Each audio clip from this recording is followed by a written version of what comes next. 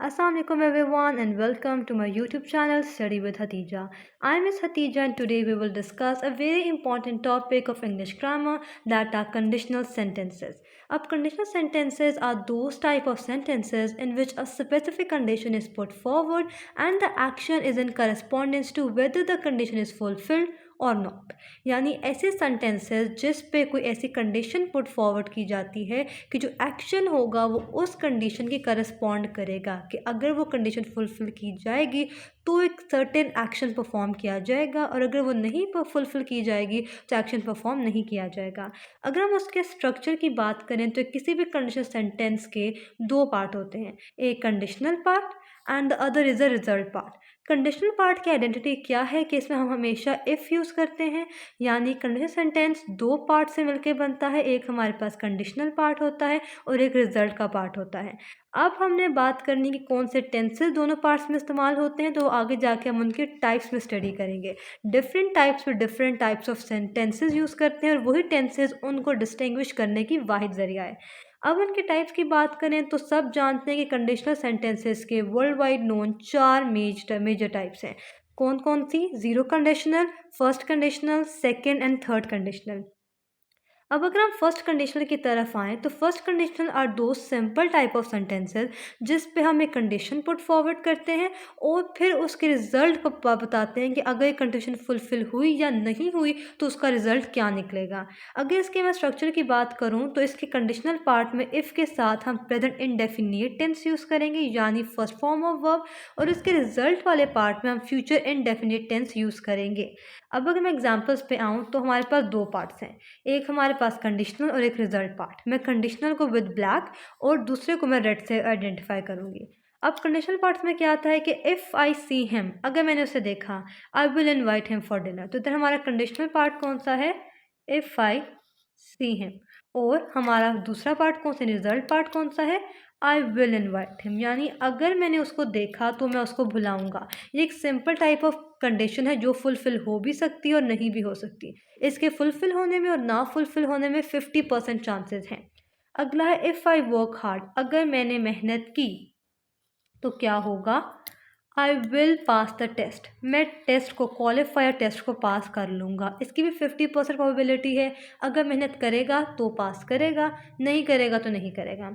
Same is the case with next example, लेकिन यहाँ की एक पॉइंट एक्सप्लेन करने वाली बात है। अब कुछ बच्चे इस बात से कंफ्यूज होंगे कि ये शुरू पे मिस ने स्ट्रक्चर इस तरह बताया, कंडीशनल पार्ट पहले आता है, रिजल्ट पार्ट बाद पे आता है, लेकिन यहाँ तो रिजल्ट पार्ट पहले आ रहा है।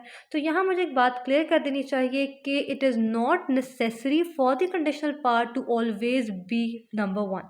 ये नंबर फर्स्ट पार्ट में ज़रूरी नहीं है, स्टार्टिंग पे रिजल्ट पार्ट भी आ सकता है। तो इट्स नॉट इम्पॉर्टेंट कि कंडीशनल पार्ट स्टार्टिंग पे, रिजल्ट पार्ट स्टार्टिंग पे है। इन दोनों का इंटरचेंज होना बहुत नॉर्मल और अक्सर केसेस में होता भी रहेगा। तो you never need to be confused कि अगर कंडीशनल पार्ट बात पर है तो ये नहीं कहना कि ये कंडीशनल टाइप सेंटेंसेस ही नहीं है। अब यहाँ देखें तो Sara will host the event, Sara event को होस्ट करेगी कब? If she gets a chance. तो इसमें हमारे पास कंडीशनल सेंटेंस पार्ट बाद पे आए जो कि है if she gets a chance, और जो हमारे पास उसका रिजल्ट है वो क्या है कि सारा विल होस्ट द इवेंट। इसे हम दूसरे तरीके से भी लिख सकते हैं कि if she gets a chance Sarah will host the event. अब अगला देखें तो John will come to my party if I invite him. तो if I invite him is the condition and John coming to my party is the result of the condition. आगे देखें तो they will enjoy party if they get enough food, यानी वो लोग party को enjoy करेंगे अगर उन्हें इनफ खाना दिया जाए। तो इसमें मेरे पास कंडीशन क्या है? If they get enough food. और यहाँ मेरे पास इसका रिजल्ट क्या है? दे विल एंजॉय द पार्टी। या तो मेरे पास हो गए फर्स्ट कंडीशन के फर्स्ट कंडीशन के कंडीशनल पार्ट में हमारे पास हमेशा इफ़ के साथ प्रेजेंट इंडेफिनिट और रिजल्ट पार्ट में फ्यूचर इंडेफिनिट इस्तेमाल होता है। अब चलते हैं अपने सेकंड कंडीशनल्स की तरफ। तो सेकंड कंडीशनल्स बहुत डिफरेंट है फ्रॉम अदर कंडीशनल्स, क्योंकि इस पे हम कोई ऐसी चीज़ को डिमॉन्स्ट्रेट करते हैं जो कि बिल्कुल ही अनरियलिस्टिक है, यानी उसके होने के चांसेस बिल्कुल भी नहीं है, और अगर होने के चांसेस हैं भी तो इतने कम है कि आई कैन से कि 0.0001% चांसेस हैं कि वो चीज़ हो सकती है। इस पे कंडीशनल पार्ट हमारे पास किस तरह है कि इफ़ के साथ हम पास्ट इंडेफिनिट का इस्तेमाल करेंगे यानी second form of verb in short, और रिजल्ट पार्ट में हम वुड और शुड का इस्तेमाल करेंगे with first form of verb. अगर मैं इसके एग्जांपल्स देखूं तो एग्जांपल स्टार्ट करने से पहले एक बात बताती चलूं कि कंडीशनल पार्ट में ज़रूरी नहीं कि हम पास्ट इंडेफिनिट यानी सेकंड फॉर्म ही इस्तेमाल करें। सर्टेन केसेस पे हम वॉज या वर का इस्तेमाल भी करते हैं, लेकिन एक बात है कि हम सेकंड कंडीशनल्स पे हमेशा वर इस्तेमाल करते हैं इरिस्पेक्टिव कि सिंगुलर वर्ब सब्जेक्ट है या प्लूरल वर्ब है, हम हमेशा यूज़ वर ही करेंगे। यहाँ मैं एग्जांपल आपको दिखाती हूँ।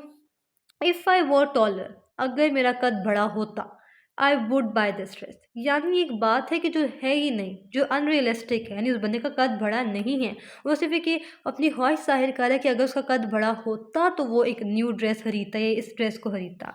तो कंडीशनल पार्ट मेरे पास क्या आता है friends, if I were taller, और इसका मेरे पास रिजल्ट पार्ट क्या है, I would by this dress.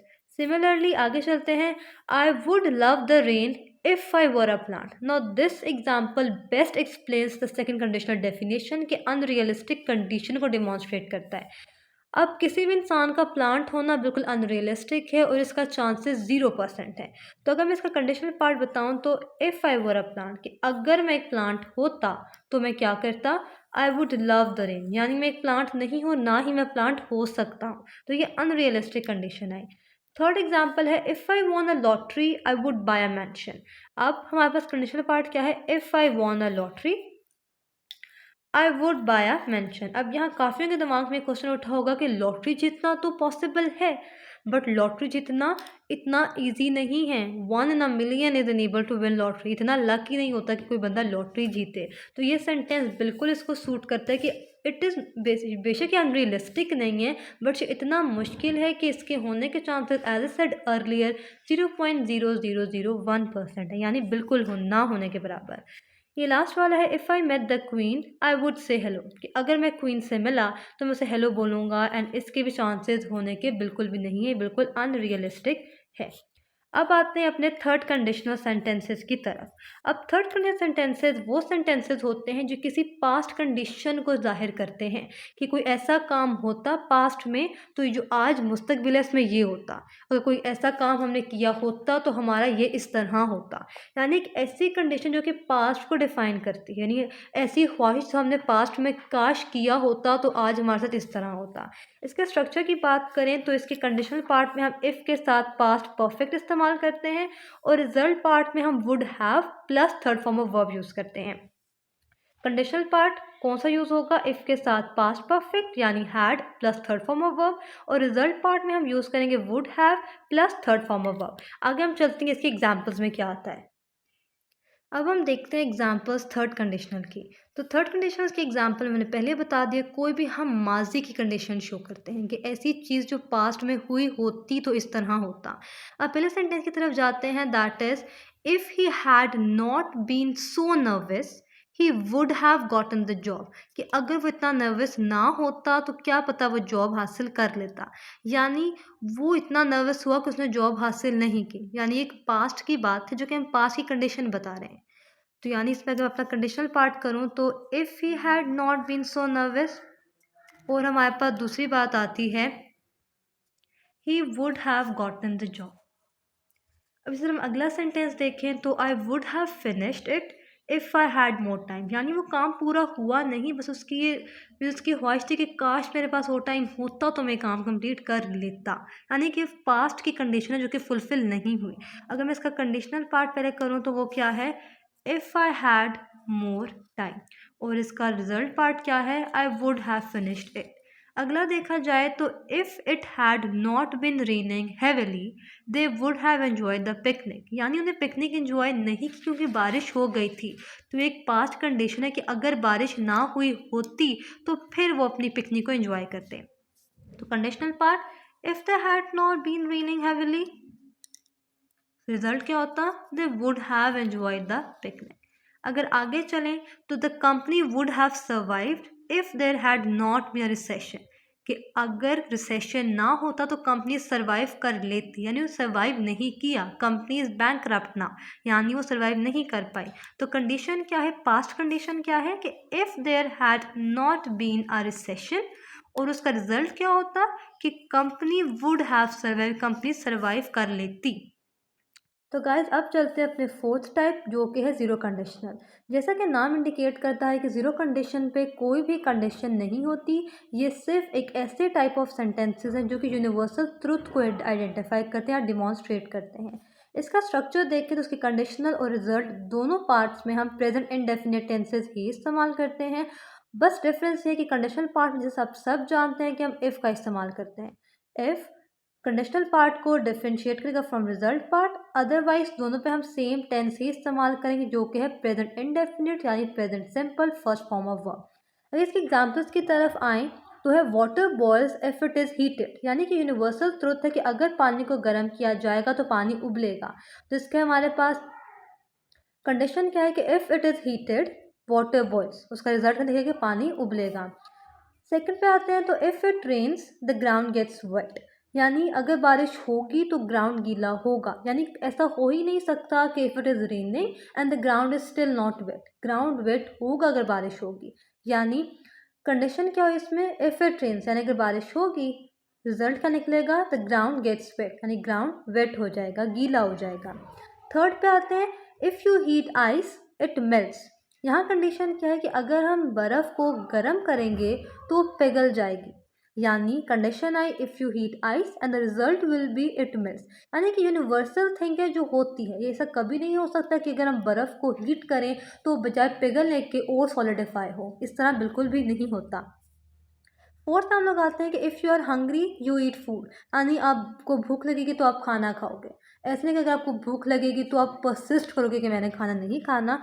तो ये भी हमारे पास यूनिवर्सल ट्रूथ है या यूनिवर्सल कंडीशन है कि अगर आप हंग्री हो तो आप खाना खाओगे। तो गाइज यहाँ के आज का हमारा लेक्चर अपने एंड को पहुँचता है। Before ending the video I have a very special task for all of you who are watching my video. आप सबसे रिक्वेस्ट है कि वीडियो बंद करने से पहले कमेंट सेक्शन में ज़रूर जाइएगा और चारों टाइप्स का एक एक सेंटेंस ज़रूर बनाइएगा। The first one two comment the correct answer will be mentioned in my upcoming video, और उसको मैं अपने इंस्टाग्राम अकाउंट पे भी मेंशन करूँगी। अगर आपका कोई भी क्वेश्चन या क्यूरी है तो do ask me in the comment section, या आप मुझे इंस्टाग्राम पे भी डीएम कर सकते हैं। मैं अपने इंस्टाग्राम का लिंक डिस्क्रिप्शन में ज़रूर ऐड कर दूँगी। तब तक के लिए अल्लाह हाफिज़, अल्लाह नेगेबान।